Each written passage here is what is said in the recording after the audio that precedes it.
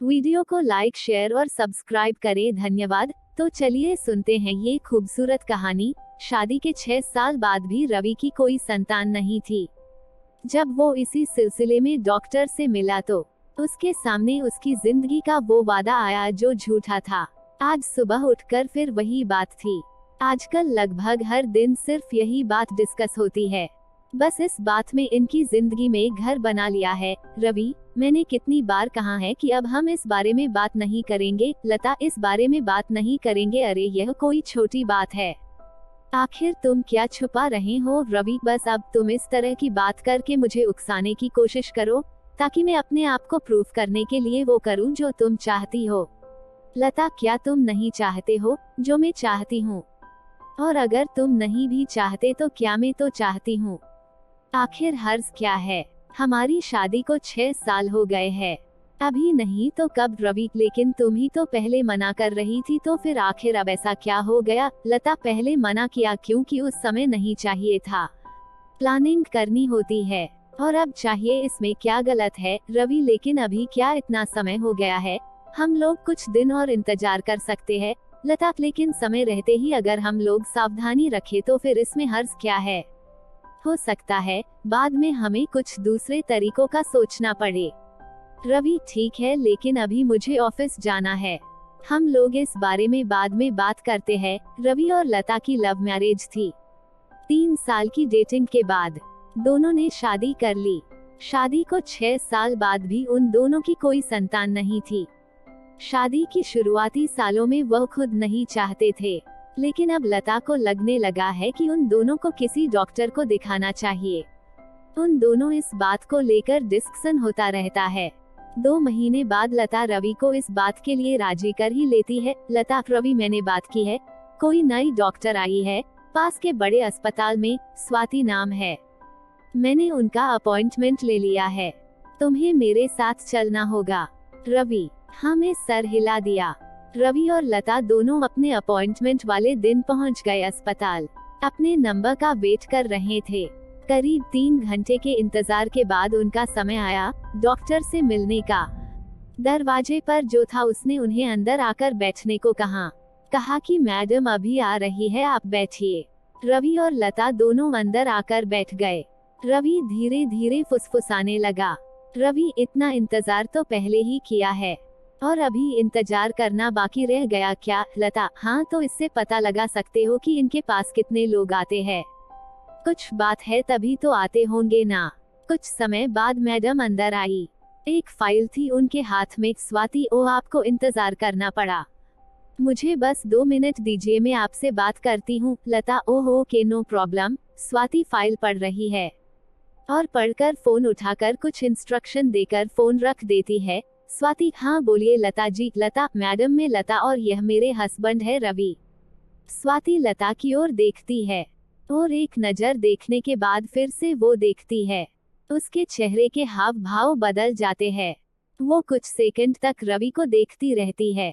स्वाति ने रवि को अभी देखा, लेकिन रवि जब से स्वाति कमरे में आई तब से देख रहा है। रवि स्वाति की आंखों में भी देख नहीं पा रहा था। स्वाति अपने को कैसे भी कंट्रोल करके फिर से अपना सारा ध्यान लता की बातों में लगाने की कोशिश करती है। कुछ चेकअप वो लता के लिखती है और रवि के लिए उनके अस्पताल के ही डॉक्टर को मिलने की सलाह देती है। उससे मिलने के बाद जैसे रवि की बोलती बंद हो गई। वो नया कुछ बन गया। उसको पता था कि उन दोनों के बीच जो भी हुआ था उसका गुनहगार वही है, पर वो यह नहीं जानता था कि स्वाति से उसकी मुलाकात ऐसे होने वाली। जिंदगी उन्हें ऐसे मोड़ पर आकर मिलवा देंगी। रवि अपनी पुरानी यादों में खो गया। वो याद करने लगा उस दिन को।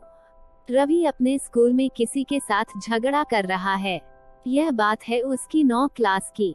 स्वाति उसकी क्लासमेट है। यह झगड़ा स्वाति को कुछ बोलने के लिए हुआ है।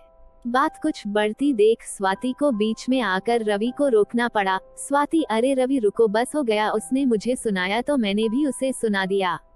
अब बात को खत्म करो, क्यों बहस कर रहे हो? बात को बढ़ा रहे हो? रवि, मैं बात को बढ़ा रहा हूँ, तुम्हारे लिए मैं बोल रहा हूँ और हर बार तुम मुझे ही बोलती हो। स्वाति, मत बोल, तू मेरे लिए, मैं अपने लिए बोल सकती हूँ।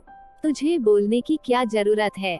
इस बात को लेकर अब रवि और स्वाति में बहस होने लगी और वो दोनों एक दूसरे से बात करना बंद कर देते हैं, लेकिन फिर स्वाति रवि को हर बार को तरह मना लेती है। शुरुआत में रवि थोड़ा भाव खाता है, लेकिन फिर वो मान जाता है। रवि और स्वाति दोनों बेस्ट फ्रेंड है। स्कूल के बाद भी दोनों की दोस्ती बनी रहती है। दोनों को एक दूसरे के अलावा किसी की जरूरत नहीं होती। अपनी ही मस्ती में वो मस्त रहते हैं। रवि अपनी पुरानी बातों में खोया हुआ था कि तभी उसे आकर लता हाथ लगाकर होश में लाती है। लता, कहाँ खोए हो? खाना बन गया है, कब से आवाज लगा रही हूँ। रवि उठकर बैठ जाता है। आखिर इतनी अच्छी दोस्ती थी, फिर भी रवि की जिंदगी में आज लता है।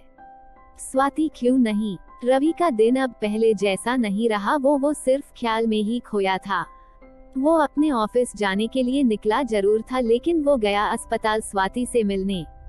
अस्पताल में स्वाति के केबिन के बाहर जाकर उसने अंदर जाने की कोशिश की तो बाहर खड़े शख्स ने उसे रोका और कहा कि सर, आप अंदर नहीं जा सकते अपॉइंटमेंट के बिना।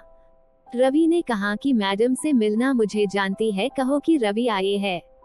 जब वो अंदर जाकर मैडम से पूछ के आया तो बोला कि मैडम ने बोला है कि जिसके पास अपॉइंटमेंट है सिर्फ उसे अंदर आने दो। रवि को जैसे थोड़ा बुरा लगा। उसे समझ आ गया कि स्वाति को अब उससे बात करने में कोई इंटरेस्ट नहीं है। रवि छोटा सा मुंह बनाकर वहां से निकल गया। रवि अपने ऑफिस गया। दिन भर बस यही सोचता रहा। उस पल को याद कर रहा था जब स्वाति मेडिकल एग्जाम की तैयारी करने के लिए अपने शहर से बाहर जाने वाली थी। रवि की फैमिली वो शहर छोड़ रही थी, क्योंकि उनकी केवल एक संतान थी रवि। उन्हें लगा कि जहां रवि की आगे की पढ़ाई होगी वो भी वही रहेंगे। स्वाति और रवि दोनों ही अब उम्र के उस पड़ाव थे जब किसी के जीवन में प्यार की दस्तक होने लगती है। स्वाति, अब पता नहीं कब मिलना होगा। मेरा सपना तो तू जानता है कि मुझे डॉक्टर बनना है। रवि, मुझे एक बात बोलनी है। किसी भी बात को आप अपनी कमजोरी बना सकते हो या ताकत। मैं आज तुझसे एक वादा लेने वाली हूँ। रवि, क्या वादा? स्वाति, देख, ये तुझे भी पता है और मुझे भी कि हम दोनों अब सिर्फ दोस्ती नहीं बल्कि प्यार है। और मुझे यह भी पता है कि तू बोलेगा नहीं, मुझे ही बोलना पड़ेगा, तो मैं आज बोल रही हूँ, आई लव यू। लेकिन यह एहसास हमारा है। हमारे माँ बाप ने हमारे लिए कुछ सोचा है। उनके भी सपने हैं। मैं चाहती हूँ कि हमारा प्यार हमारे फ्यूचर के आगे ना आए।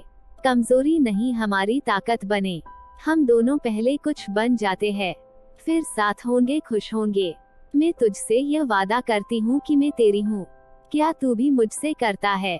रवि, तेरी हर बात मुझे मंजूर। पक्का वादा? और हाँ, लव योर टू। मैं शायद ही कह पाता। तूने सही सोचा। इतना कहकर दोनों ने हग किया। स्वाति की आंखों में आंसू थे। स्वाति, देख, मुझसे ज्यादा सुंदर कोई मिली और तू गया ना तो तुझे मार डालूंगी। रवि इन बातों में खोया ही था कि उसके फोन पर रिंग बजती है। कोई अननोन नंबर था। रवि फोन रिसीव करता है। वो फोन स्वाति का होता है। स्वाति, हाँ, तुम मिलने आए थे? वो अस्पताल था।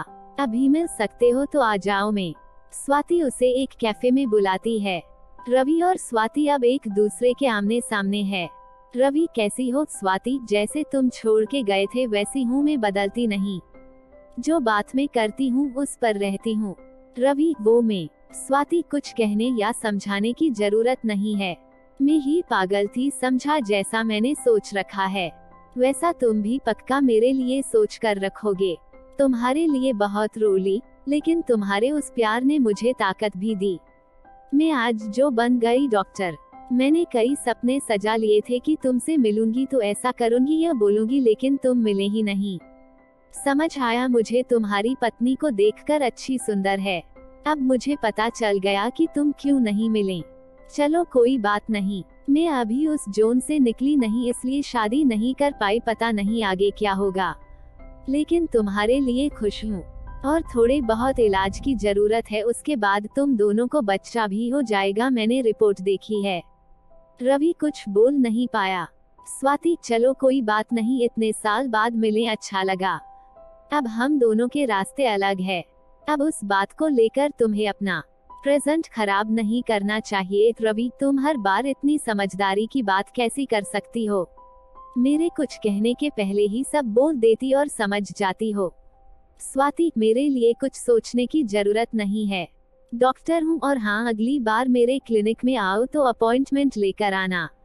अब मैं ऐसे ही नहीं मिल जाती। इतना कहकर स्वाति उठकर जाने लगी।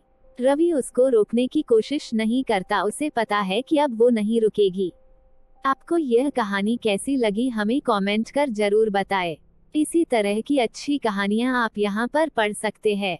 यहाँ उपस्थित शिक्षाप्रद कहानियां आपका मनोरंजन करने के साथ दिशा भी देंगी।